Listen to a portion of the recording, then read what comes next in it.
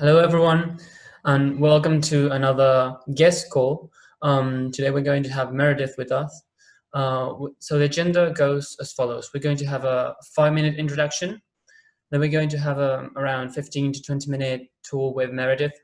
It's going to be a virtual tour. Meredith doesn't have a lot of time, so she agreed to have a 30-minute Q&A with us, so we're very appreciative.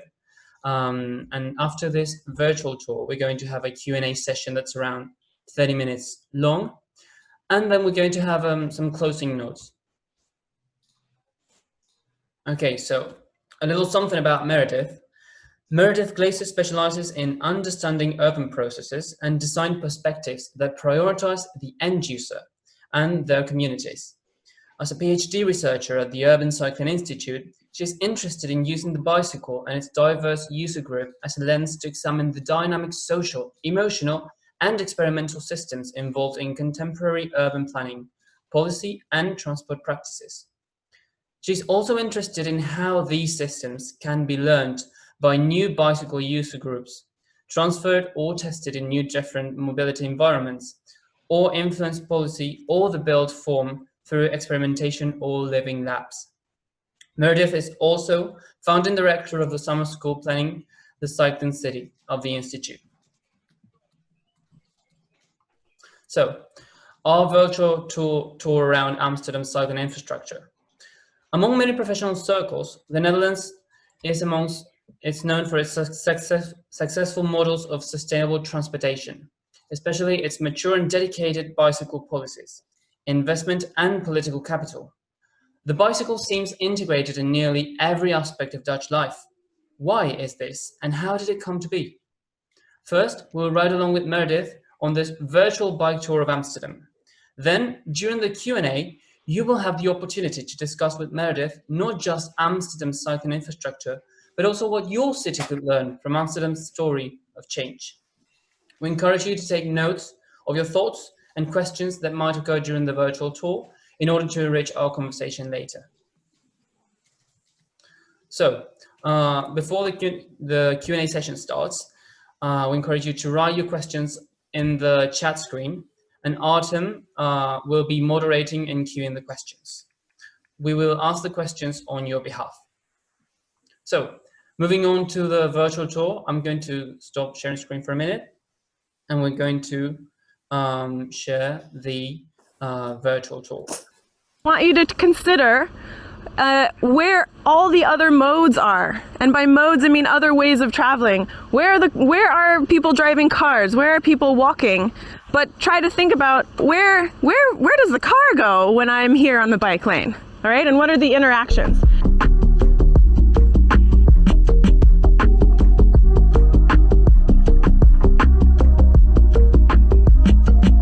When we cross over to this area, we see much higher use of the bike. So why do you think that is? Density, great, yeah. All of a sudden, right? We have some pretty high density here. Lots of people living on top of each other. The Netherlands is the densest country in the world. As one of the best bicycle infrastructure is actually car infrastructure. Some of the best bicycle policies are actually car policies. So limiting access to on-street parking is certainly a huge factor as we cross into this second area where you're only allowed, I think maybe this neighborhood is different, but around 1 car parking spot per apartment. And then it costs around 400 euros a year to have a car here, whereas in a suburban area there's pretty much no limit. The schools, right? We just passed a school actually over there. We see some other shops and restaurants and cafes on the ground floor. So this idea of land use, and land use has a very intimate connection with transportation. The longer the distances, you see a very different sort of transport mix, right? We cannot forget this interaction between the land use and transportation. But also the bicycle network itself. Right? You wouldn't design a car network with one little car road here and one little car road here and one car road here, right? No. So that's the same approach here. A bicycle network is a complete coherent network, right?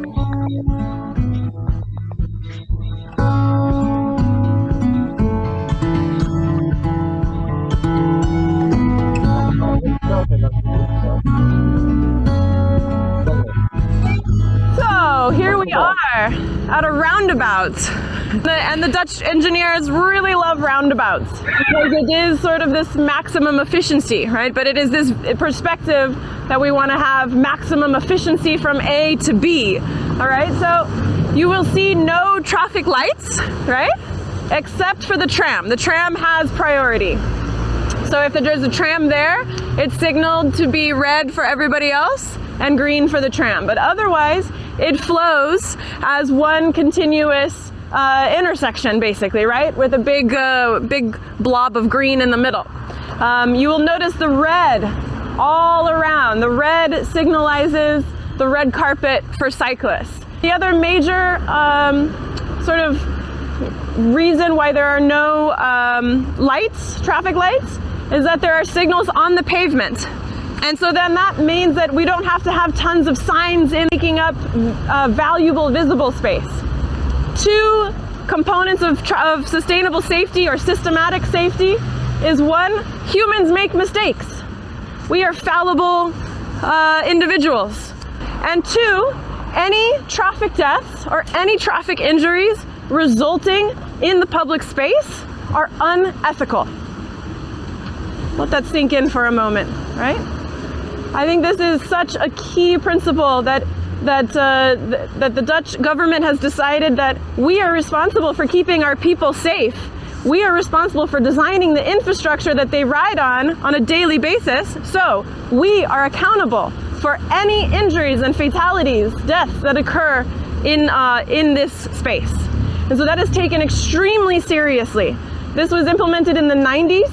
And as soon as this was implemented with such design techniques as the ones I've just explained, once this was implemented in the 90s, we saw a huge increase in cycling. And in Amsterdam, it overtook car use within a couple of years. Okay? So, and this kind of roundabout is a result of that type of policy implementation of sustainable safety. So a lot of these changes were based on this idea that it's actually better for cars. And that's 100% true in this case. Car drivers are not delayed here because cyclists are separated.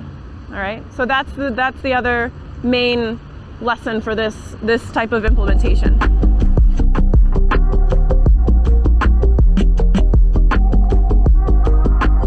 This stop is all about to say that it wasn't always this way. So this is an example of traffic calming. These very, slow streets where there's shops and restaurants. These are perfect streets for vehicles to be driving very slow, for people to be driving slow and watching out for their surroundings. So here, if you want to park your car as a visitor, it's probably something like €4, €5 an hour. I think this goes to show that it's, space is usually never an issue, right? I think a lot of city streets in many cities around the world are this wide. It's not an issue of space, it's rather an issue of politics.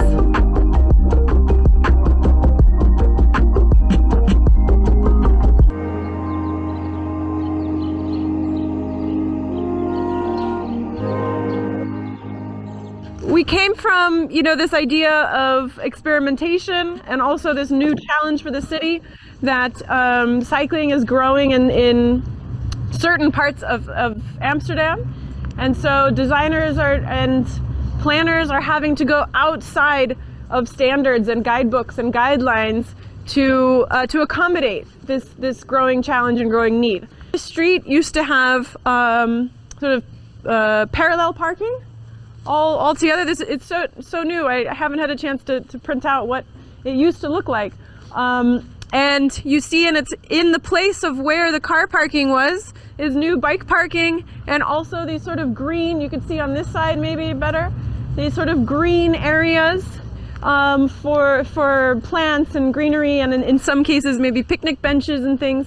So the idea here is that, we don't just need streets as places for storage of vehicles, but also places to meet and to grow, green landscaping. And it's this fine attention to detail. You see on the street, we have this red pavement, bricks again, where it used to be asphalt. Kind of just boring black asphalt, and in its place there's this human scale quality. In some cases, in some neighborhoods, the city is also investing heavily in these underground car parking facilities that can be actually quite expensive. One in the southern part of the city, they just put underneath a canal. But the Dutch are very good at water engineering, so that makes it easier. But at 80,000 euros per car parking space, it makes you wonder, what else could they be doing with this money instead of spending it on state-of-the-art car parking facilities. However, it is creating space above ground for things like bike parking and planters and picnic benches and things like that.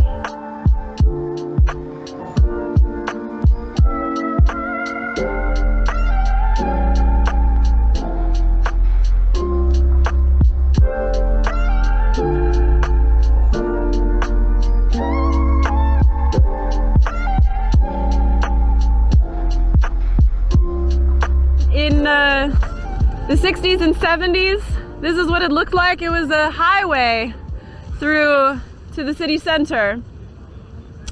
And if you imagine, back in the 1600s when this was built, we were at the outskirts. Around us was fields, right? So as the city grew and grew around it, this also became a really important monument for the city. And the national advocacy group, the Fietsersbond, heavily got involved on a local level and a national level. Finally, after years of debate, they finally came to an agreement that it would be a bike path opened up for the public.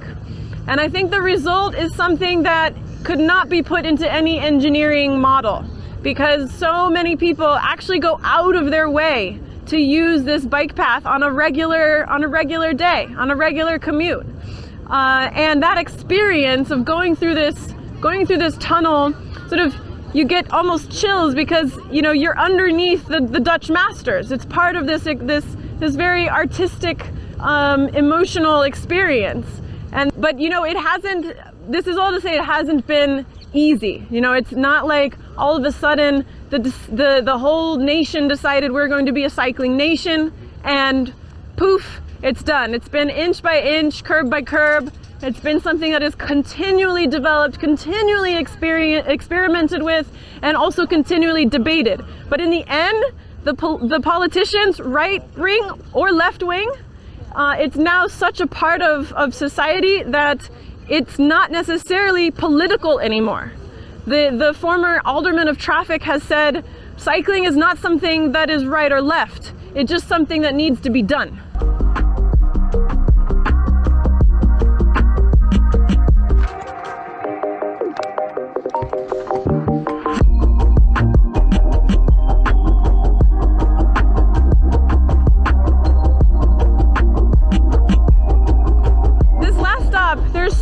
Aspects of Dutch cycling that we could go on for hours and hours, but one of the most crucial points is also the link with public transit.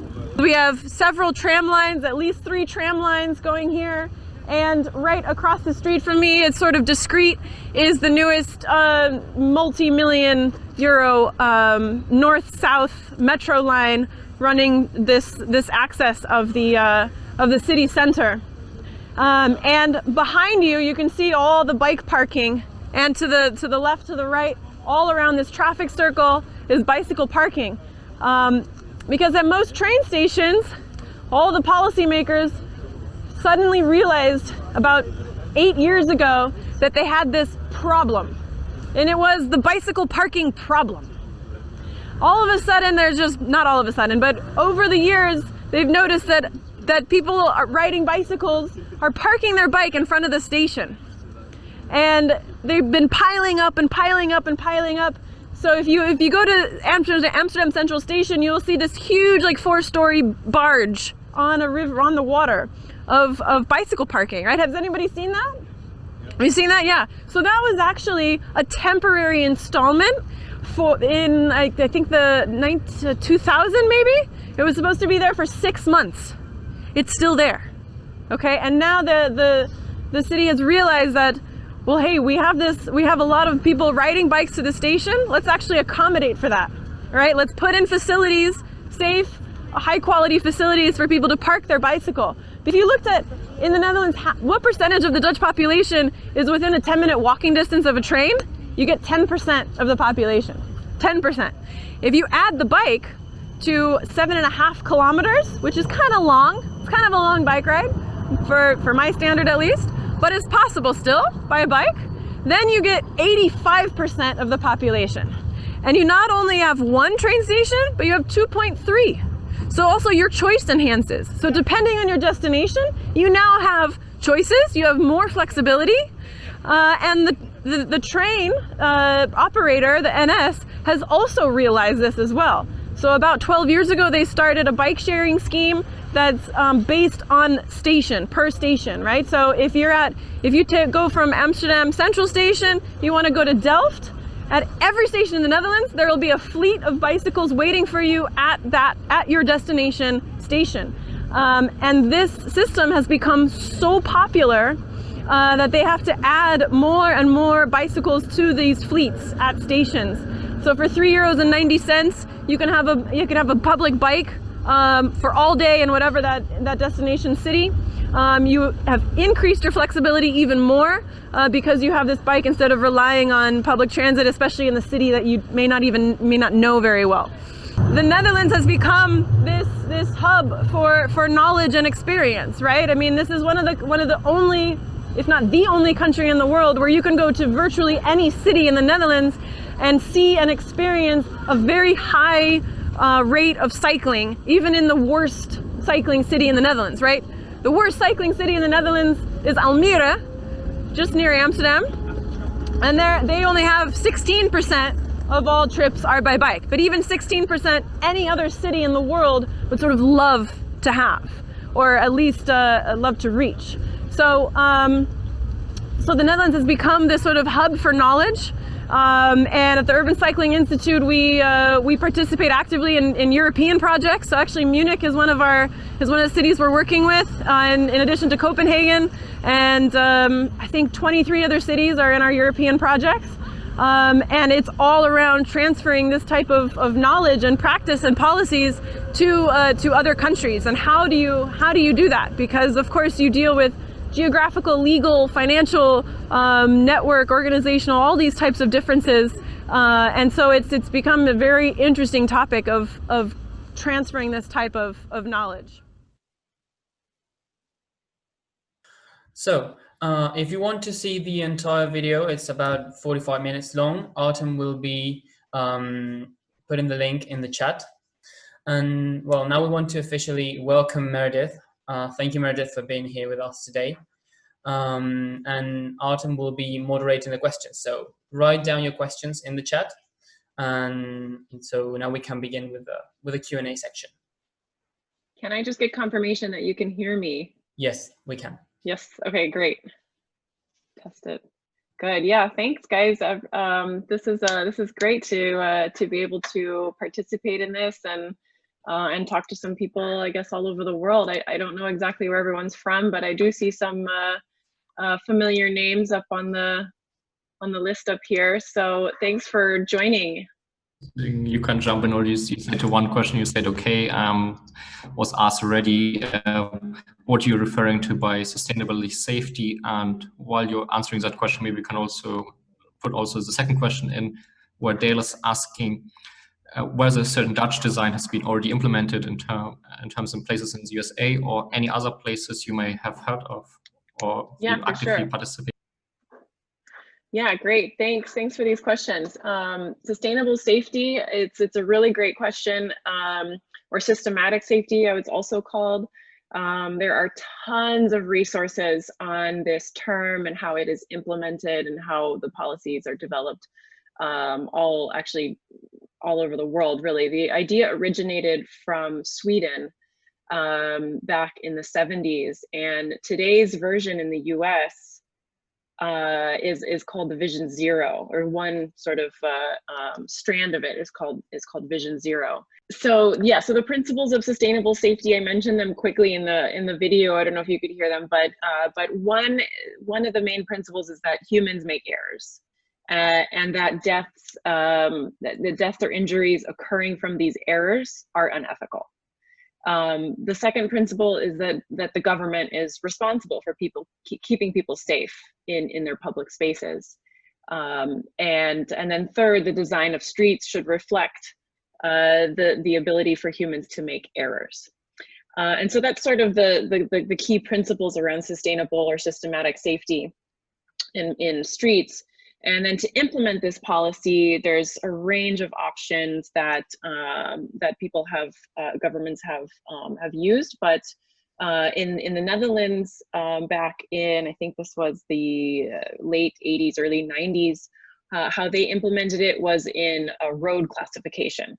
So there were four basic road classifications: highways, arterials, which are 50-kilometer zones, neighborhood collector streets, which are 30-kilometer zones, and then residential streets, which are 30 or less kilometer zones. So very, very slow streets. And with those four different designations, then whole transport systems are sort of created, and then that way there's, you know, traffic calming and also the land uses. All of the whole transport system is integrated with land use, and then reflects, you know, this sort of safe approach. And a really big part of that is also evaluating and knowing where these deaths and injuries occur, how many of them, over what time, and, you know, all the very technical components of road safety. And I am not a road safety expert or a sustainable safety expert. I know the basics of it, but I can definitely send out a resource to others who have a lot more knowledge on the technicalities of it, and more fully understand, you know, the implementation behind sustainable safety. But in the U.S., you know, the Vision Zero, I don't know how many people are from the U.S. here, but the Vision Zero movement has really taken on, and in other places has taken a stronghold, and it's sort of representative of this larger idea of creating, you know, safe streets that are inherently designed for keeping people safe. And a lot of our streets all over the world are just simply not modernized. They're not contemporary spaces that, you know, acknowledge the human scale. So using data as really a method to evaluate, you know, where these injuries and deaths are occurring is something that I think is really important for the Vision Zero movement. And then having this sort of acupuncture like system to then redesign these intersections and redesign corridors, usually with pretty quick, tactical, even experimental methods. But anyway, yeah, I mean, Vision Zero is definitely a reflection of sustainable safety, and with the Vision Zero, I mean, that even though it is originally from Sweden, it is very much a Dutch approach. So with the question of, you know, which cities are implementing Dutch design principles, really many cities that are implementing Vision Zero are also incorporating a lot of the principles of sort of Dutch design or Danish, you know, Danish bicycle infrastructure design as well. Since I'm American, I can sort of interchange these. I'm sure the Dutch would be sort of maybe not interchangeably using Dutch Danish design, but I would like to take a more open stance and just recognize that there are other cities and other cultures who have a very strong and matured design policies and implementation around cycling. So, but yeah, I mean, in the U.S., many cities that have sort of a NACTO presence, the National Association of Transportation Officials, you know, there's a lot of cities who are following the guidelines that that NACTO is producing. And I think that is a very promising guidelines, at least in my understanding, with the case study cities that I'm using. I've been following Austin, New Orleans, and Denver as they sort of learn from the Netherlands over the past several years. But other cities, of course, Portland, Seattle, San Francisco, a lot of these larger cities have sent many of their technical and political staff delegations to the Netherlands, and really implemented very similar concepts. Of course, the American context, it's always, there's always some sort of translation, not language translation, but design translation with bicycle infrastructure and how it's designed and implemented. And I think a lot of cities are doing pretty amazing things when it comes to, translating their own design needs and using, inspiration from abroad to do that.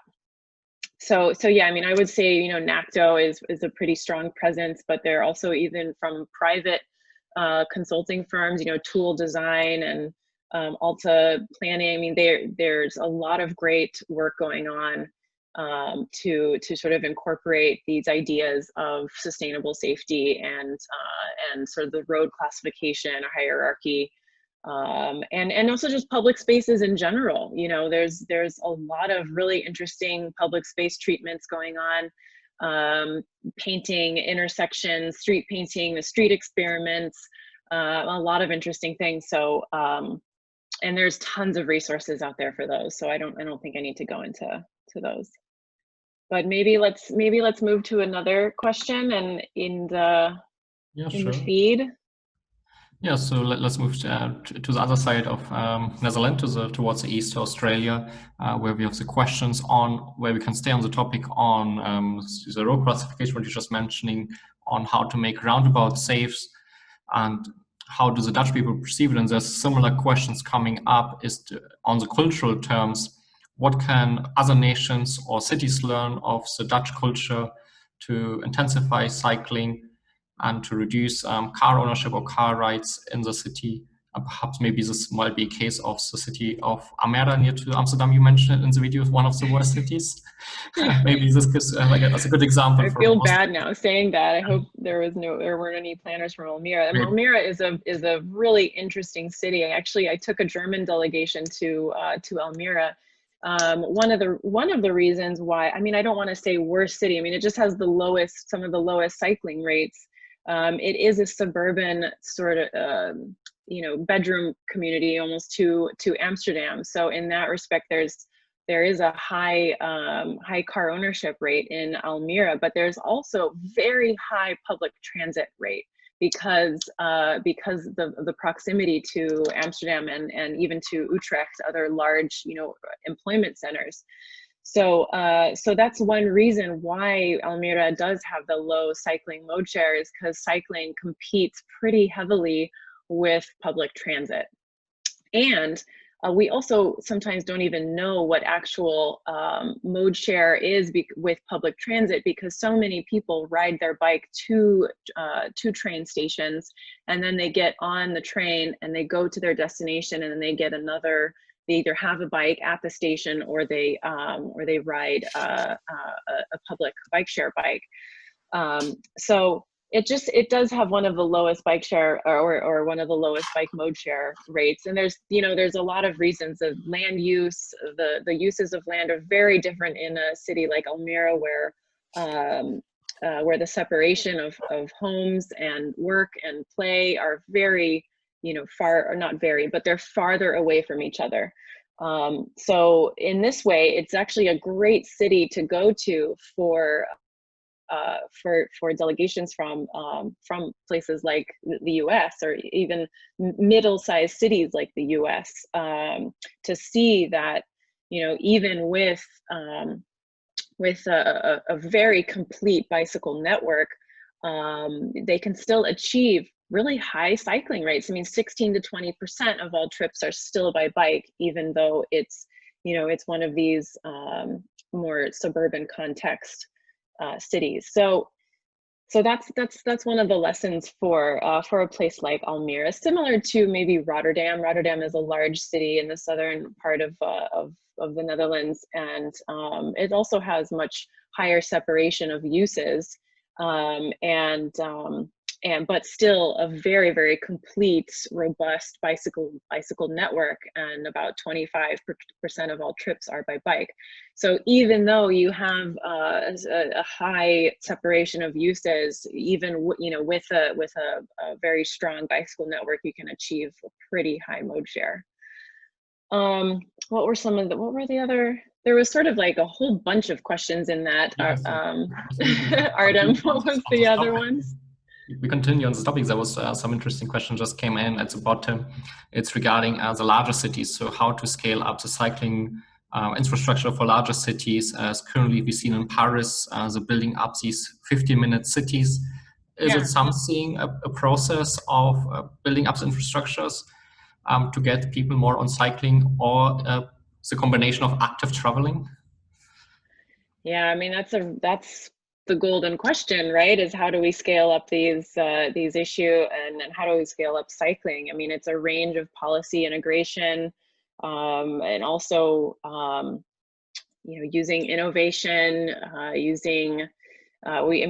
nowadays it seems like we just, public sector needs to use all the tools possible that they have in their hands to scale up and to reach out to all populations. I mean, that's the equity component too, is who is using the bicycle, and when I say bicycle, it can be a range of things, right? We don't just mean a traditional bicycle. There's so many different types of bicycles, or bicycle-like vehicles, if you will. I was just on a call with about cargo bikes. There's a cargo bike, electric cargo bike webinar coming up through the League of American Bicyclists, and electric cargo bikes are also a whole new thing that are coming into our public space, and entering city logistics and things. But I think when it comes down to what changes need to be made, we really need to look at our streets as public spaces, and how we can transition our streets in a way that they are flexible, that they can adapt to the situation, that they can respond to human needs. And to do so, I think probably every city needs to think very clearly about what their priorities are around motorized transportation and of private vehicles, especially. If every city, the streets are the main asset of every city, right? And 70% of public space is urban streets.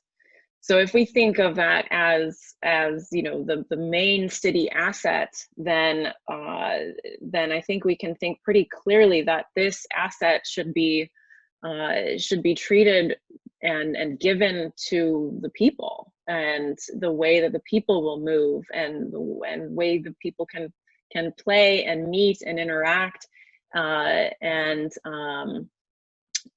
so using our streets to store and move private vehicles is just sort of something of the past, and we need to move forward, and it's not happening quick enough. But COVID, I think, has actually given a really great impetus and momentum for how we can very quickly and experimentally change streets, and even just some corridors of streets, to experiment with them. So I think that's something that we've seen recently, that a lot of streets a lot of cities in the US have implemented and installed these very quick, slow streets, or healthy streets, or slow and healthy streets, or all of these different types of tactical experiments, and it's so inspiring. It's really inspiring to see that cities can make such quick changes, and hopefully, I think the ideal is to learn from these experiments, right? What are the cities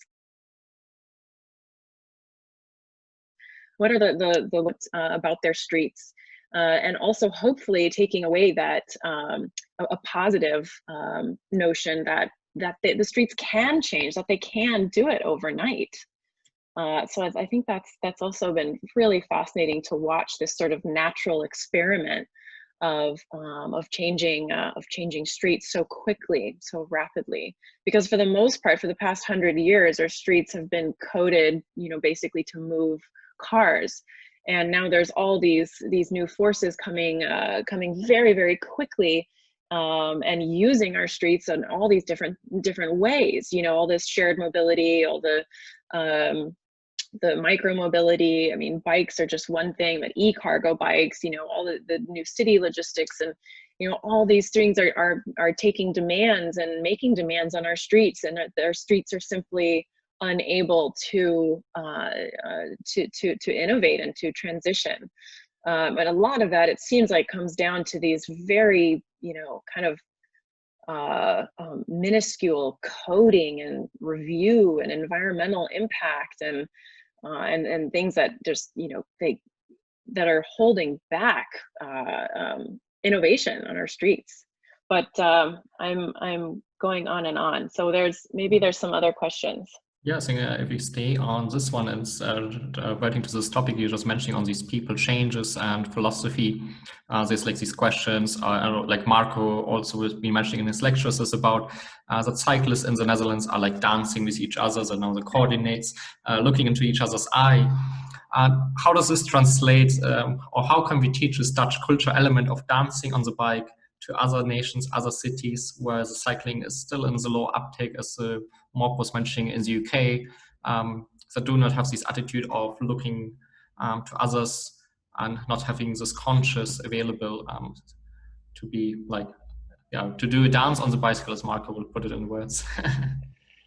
Yeah, that's like a deeper sociological question, right? Of how do we get humans to interact in a more open way, and then there's a confluence of factors, I think, there. I mean, just I've been taking some walks recently. Working from home so much, you have to take some walks, and even in taking some walks on the streets, someone is just passing by me like this, right, with their phone in their face, and you have to kind of whistle at them and say, hey, there's someone here. I mean, it's a very difficult, it starts with, individual behavior change, but also how our public spaces can produce and generate positive social interactions. And that does remind me of one experiment that Amsterdam did several years ago. There was an intersection, it's called Alexanderplein. I don't know if it was in the course or not, but on Alexanderplein it was. I'm seeing a nod.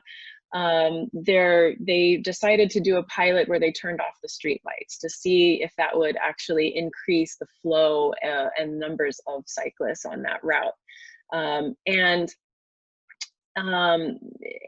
Yes, it did increase the flow, but it also increased social interaction, and not only positive, right? It was also some quite negative social interaction. There were also people who were very wary of the situation, and it sort of shocked them, right, to suddenly have a very busy intersection without any stoplights, and it could be, it can be intense, but the negative interactions also doesn't mean that you then had a bad day, right? Because even some interaction, even if it's negative or positive, with a stranger, has been shown to increase levels of happiness.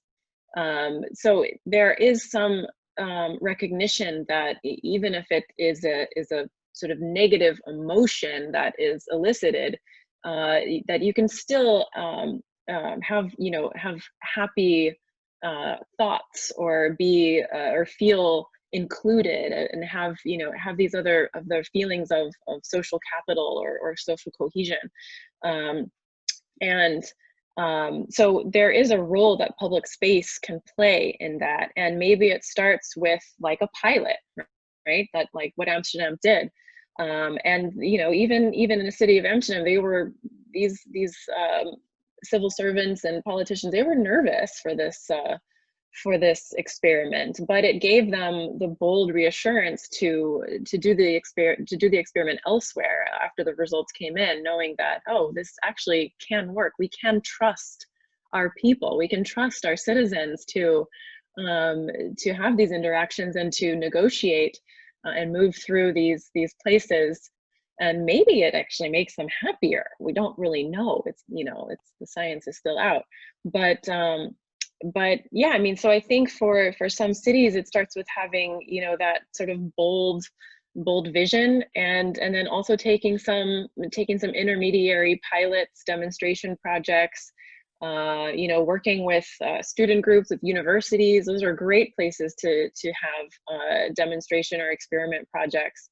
And that's nothing new, right? Experiments on streets have been going on for a long time. So that's definitely something that other cities can learn from the Netherlands. And also on these types of furnitures, students asking maybe if you could give some more example on these type of furnitures, the engagement on the streets. We've seen in Vienna, they've been building this play street, putting a swimming pool in the center. In the Guardian, there was lots of examples from the UK where they converted streets to play streets. Yeah. But what other furnitures, less classified furnitures, would be good for cyclists or also for the general public once they're moving through the street? That's a great question for the consultants out there, I guess. I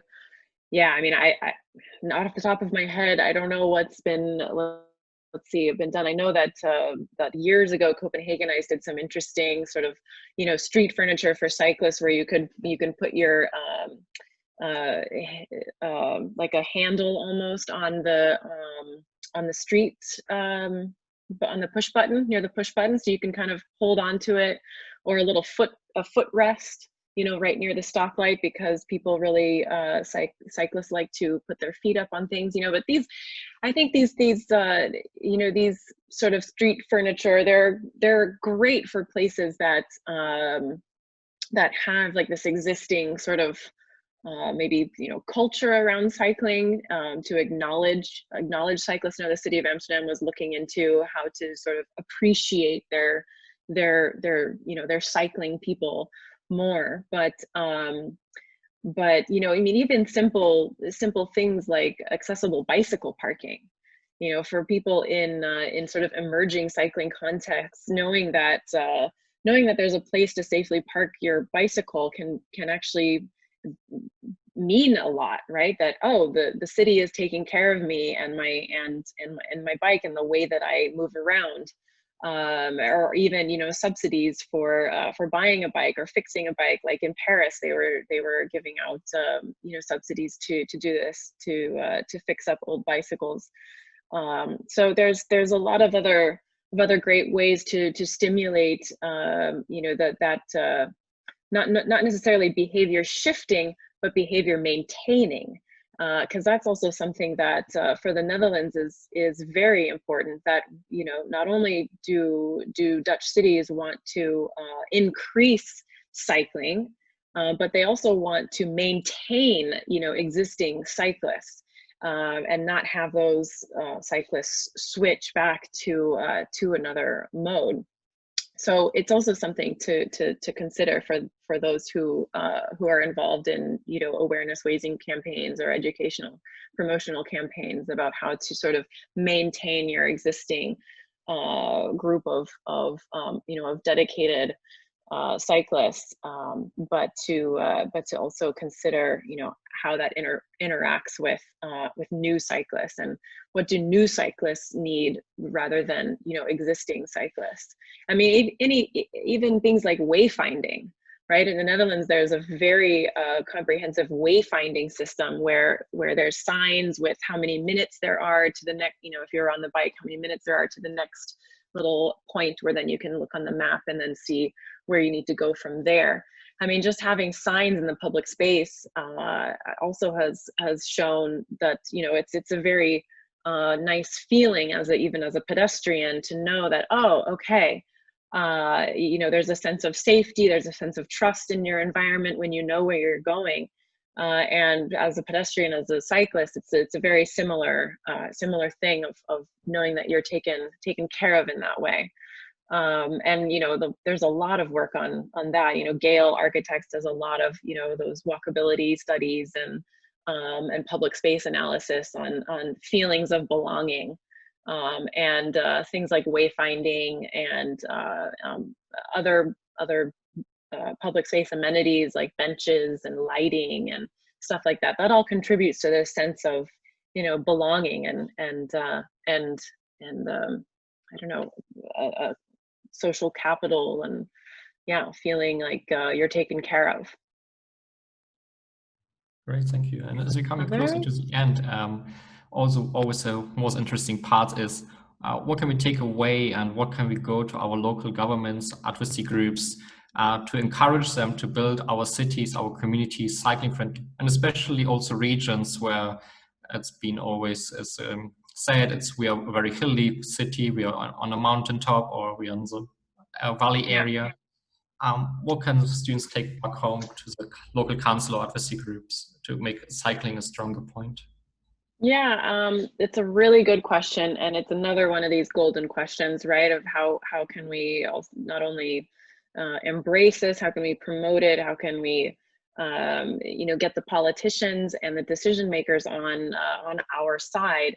And I think one of the hardest parts about cycling is that there are these very niche activist oriented groups, and while that's a huge strength, it is also a weakness, right? That it can be seen as this very emotional sort of contesting or contentious sort of component to it. So and it always depends on the audience and who you're talking to, right? But if it's a politician, there's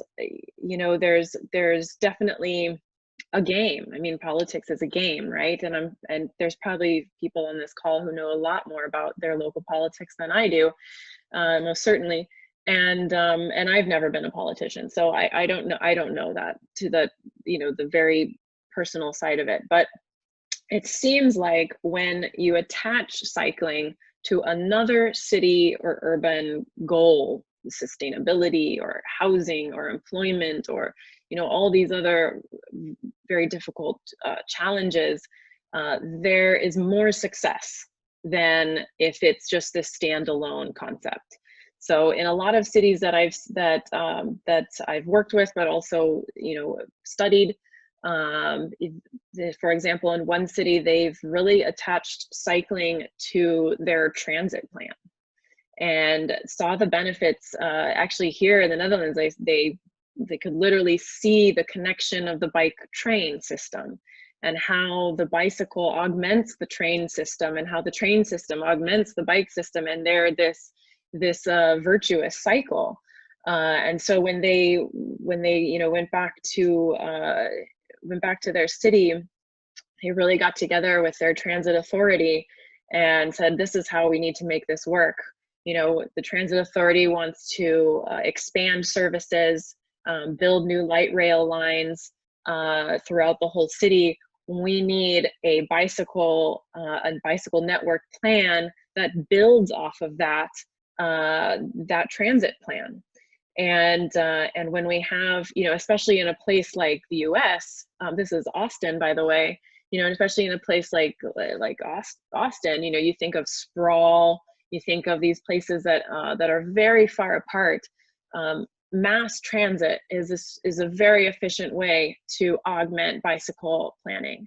So because due to that distance, right? So if you can move people through a city with transit nodes, and then offer the bicycle there as not only this last mile option, but something that can give them that flexibility to then go to their work or to their run errands or whatever it is, then that's a huge benefit. And those funding streams can be linked, the policies can be linked, And then, you know, you can really scale up in that way, especially if you have buy-in from you know, a local authority like your transit authority. But I mean, I also must say that one way to really get buy-in from politicians does seem to be participating in, you know, larger projects like European projects where there's a consortium of cities who are learning from each other. We have two projects that are using study tours to Copenhagen and Munich and Bordeaux and Amsterdam as these places of, you know, to physically experience what it's like to ride and to sort of immerse yourself in this environment, because a lot of people don't know what it means and don't know what can't really imagine what it's like to ride a bicycle to work in the conditions that are offered in places like even Bordeaux, Amsterdam, Copenhagen, you know, these the more matured cycling environments. So I mean, having that experience with other colleagues, their own colleagues, right, other politicians, directors of transportation, having those experiences sort of as a capacity building exercise, that's something that in my research, it's an incredible opportunity, not only to experience but to discuss and talk and really have that sort of embodied sentiment. So it's an iterative process. It's nothing, you know, there are no overnight changes. Sustainable transport is one of these wicked problems that doesn't have a single solution. So that's sort of the downside. But the upside is that there are really incredible things happening all over the world. And I would love to hear what's happening in each and every one of your cities. It seems like there's quite a group here. And thank you so much for participating in the massive online open course. We're really trying to just sort of streamline, you know, and build new courses through the University of Amsterdam and with other partners who can do this. It seems to be a really great way to reach out to new people and also give the benefits of what Amsterdam has to offer, which is this very embodied experience. And we would love to figure out a way to have more of these, you know, webinars that are on bikes, so you can actually, you know, try to experience it yourself. And hopefully when all this pandemic stuff subsides, whenever that will be, you are definitely welcome to come and experience it for your own personal growth and development as well.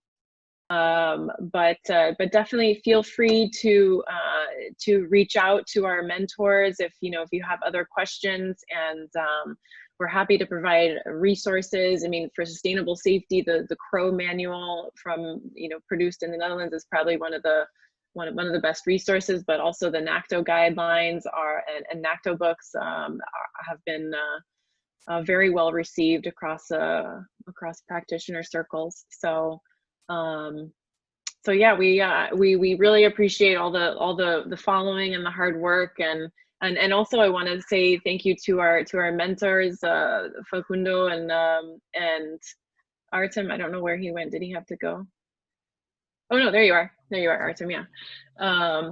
So thank you so much, you guys. Thank you. Yes, thank you very much. Today. Oh, it's 2 a.m. Someone's okay. Yeah. Good night. Okay. Thank you so much. We know you're really busy with your PhD, so the fact that you're taking time for us in this discussion is we're beyond grateful. So thank you very much.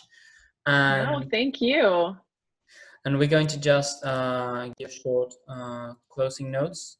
We want to present you with the mentor team. We are 5 members. We are Sinead Gandhi from Mumbai, India, Artem from Germany, myself, Facundo from Buenos Aires, And then we have the Spanish team, Jasmine from Lima, Peru, and Ana from Madrid, who's also living in the Netherlands.